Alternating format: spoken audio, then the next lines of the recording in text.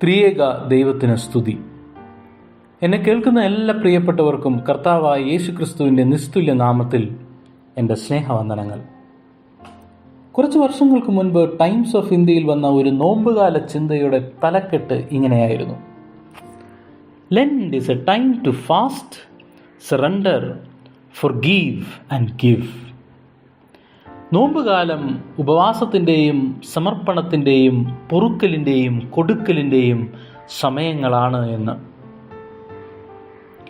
നാം പരമ്പരാഗതമായി ശീലിച്ചു പോരുന്ന പല വർജനങ്ങളിലും ക്രമങ്ങളിലും അനുഷ്ഠാനങ്ങളിലും ഒതുങ്ങിപ്പോകുന്ന ഒരാചാരമായി നോമ്പുകാലം പലപ്പോഴും ഒതുങ്ങിപ്പോകാറുണ്ട്. അല്ലെങ്കിൽ അവ ചെയ്യുന്നതിലൂടെ നാം ആത്മസംതൃപ്തി അടയാറുണ്ട്. യെശയ്യാ പ്രവാചകന്റെ പുസ്തകം 58-ാം അധ്യായം ശരിയായ നോമ്പ് എന്താണെന്നും അതിൻ്റെ യഥാർത്ഥ ഫലങ്ങൾ എന്തൊക്കെയാണെന്നും നമ്മെ ഓർമ്മിപ്പിക്കുന്നതാണ്. യെശയ്യാ പ്രവാചകനിലൂടെ ദൈവം തൻ്റെ ജനത്തെ ഓർമ്മിപ്പിച്ച കാര്യങ്ങളെല്ലാം തന്നെ നമ്മുടെ വ്യക്തി ജീവിതത്തിലും സഭാജീവിതത്തിലും വളരെ പ്രസക്തമാണ്. ഒന്നാമതായി, നാടകീയ ഭക്തിയുടെ പുറം ബിംബം ഉപേക്ഷിച്ച് ദൈവസന്നദ്ധി ആകമാനം സ്പർശിക്കുന്ന അനുഭവ ഭക്തിയിൽ നിലകൊള്ളേണ്ടുന്നതിൻ്റെ ആവശ്യകത നമ്മെ ഓർമ്മിപ്പിക്കുന്നു. Isaiah chapter 58 versus 3 and 4. ജനത്തിൻ്റെ ചോദ്യം ഇങ്ങനെയായിരുന്നു: ഞങ്ങൾ നോൻപ് നോൽക്കുന്നത് നീ നോക്കാതിരിക്കുന്നത് എന്ത്? ഞങ്ങൾ ആത്മതപനം ചെയ്യുന്നത് നീ അറിയാതിരിക്കുന്നത് എന്ത്? എന്നാൽ യാഥാർത്ഥ്യം എന്തായിരുന്നു? ആളുകൾ നോമ്പ് നോക്കുന്നുവെന്ന് പറയുമ്പോഴും അവരുടെ ജീവിതത്തിൽ അതിന് യാതൊരു ആത്മീയ അർത്ഥവും കാണുന്നില്ല. അവർ ഇപ്പോഴും സ്വാർത്ഥത, കലഹം, ചൂഷണം ഇവയിൽ തുടർന്നിരിക്കുന്നു. പുറത്ത് കാണിക്കുന്ന പല കെട്ടുകാഴ്ചകളും ദൈവത്തിന് പ്രസാദമല്ല.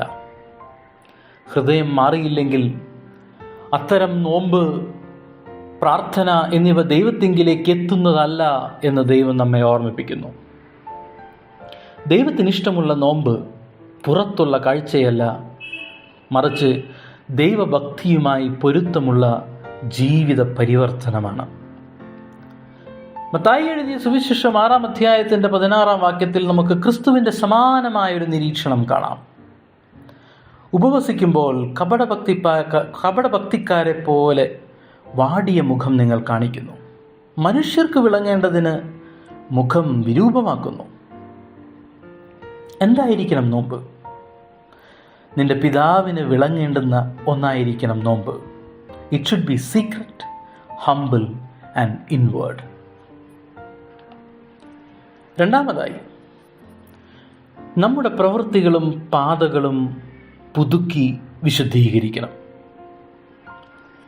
എന്തായിരിക്കണം നോമ്പ് എന്നും നോമ്പിലൂടെ നമ്മുടെ ജീവിത രീതികളെ എപ്രകാരം രൂപാന്തരമുണ്ടാക്കണമെന്നും വളരെ വിശദമായി യെശയ്യാ പ്രവാചകന്റെ പുസ്തകം 58-ാം അധ്യായത്തിൻ്റെ തുടർന്നുള്ള വാക്യങ്ങളിൽ നമുക്ക് കാണുവാൻ സാധിക്കും. Isaiah chapter 58 versus 6, 7, 9 and 13.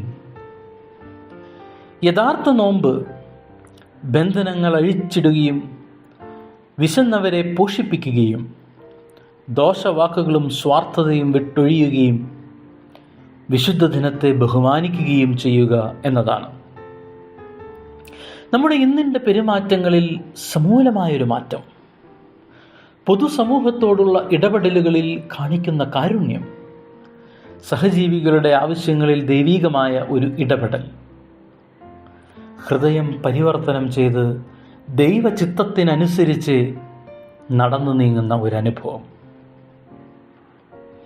മൂന്നാമതായി, വിശുദ്ധ ആരാധനയെ ജീവിതത്തിൻ്റെ ആദ്യമാനത്തിലേക്ക് ഉയർത്തുന്ന അനുഭവം, ഒരു മനോഭാവം. യെശയ്യാ പ്രവാചകന്റെ പുസ്തകം 58-ാം അധ്യായത്തിൻ്റെ 13-ാം വാക്യത്തിൽ കർത്താവിൽ ആരാധിക്കുകയും ആനന്ദിക്കുകയും ചെയ്യുന്ന അനുഭവം. മറ്റു പല രാജ്യങ്ങളിലും സംസ്കാരങ്ങളിലുമൊക്കെ കണ്ടുവന്നിരുന്ന ദൈവബോധമില്ലായ്മയും ആത്മീയ മന്ദതയും ഈ നാളുകളിൽ നമ്മുടെ സമൂഹത്തെയും ബാധിച്ചിരിക്കുന്നത് നമുക്ക് കാണുവാൻ സാധിക്കും.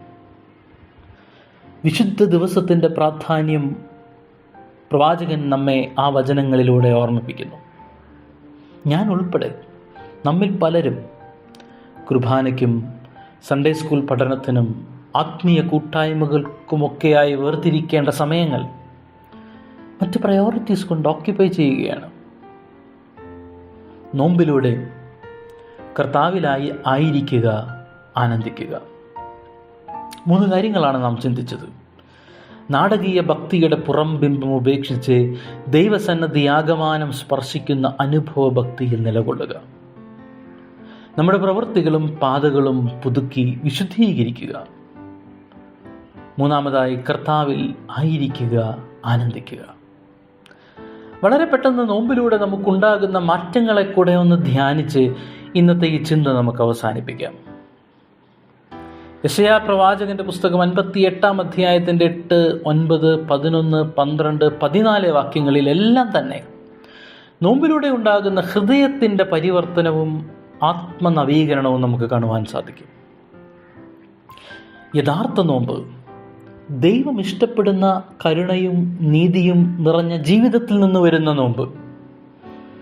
മനുഷ്യൻ്റെ ജീവിതത്തിൽ പ്രകാശം, സൗഖ്യം, ദൈവ സാന്നിധ്യം എന്നിവ വിതരണം ചെയ്യുന്ന അനുഗ്രഹത്തിൻ്റെ വഴിയാണ്. അത്തരത്തിലുള്ള നോമ്പ് നോക്കുന്നവരെ ദൈവം വഴികാട്ടുകയും സംരക്ഷിക്കുകയും ശക്തരാക്കുകയും ചെയ്യുന്നു. അവർ വിളിക്കുമ്പോൾ ദൈവം ഇവിടെ ഞാനുണ്ട് എന്ന് മറുപടി പറയുന്നു. വരണ്ട സാഹചര്യങ്ങളിലും ദൈവം മനസ്സിനെ തൃപ്തിപ്പെടുത്തി നിത്യമായ നന്മയുടെ ഉണർവ് നൽകുന്നു. അവൻ അവരുടെ ജീവിതത്തെ പുനർനിർമ്മിക്കുന്നു, തലമുറകളെ ഉയർത്തുന്നു. ഇലപൊഴിച്ച് വീണ്ടും തളിർക്കുന്ന മരം പോലെയാണ് നോമ്പെടുക്കുന്ന ഒരു വ്യക്തി. പുതിയ ഇലകളിലൂടെ ഒരു മരം പച്ചപ്പിൻ്റെ പുതുക്കത്തിലേക്ക് പരിവർത്തനം ചെയ്യപ്പെടുന്നത് പോലെ പഴയത് മാറി പുതിയൊരു മനുഷ്യനായി തീരുവാൻ ഈ നോമ്പുകാലം ദൈവം നമ്മെ സഹായിക്കട്ടെ എന്ന് പ്രാർത്ഥിക്കുന്നു. ആമേൻ.